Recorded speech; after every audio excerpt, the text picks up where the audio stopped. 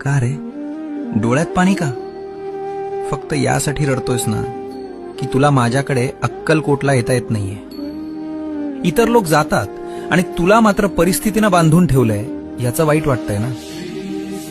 तू तिथे येऊन त्या गर्दीत मला शोधतोस, पण मी तर तुझ्या घरातल्या त्या कोपऱ्यात तुझ्या देव्हाऱ्यात मांडी घालून बसलोय.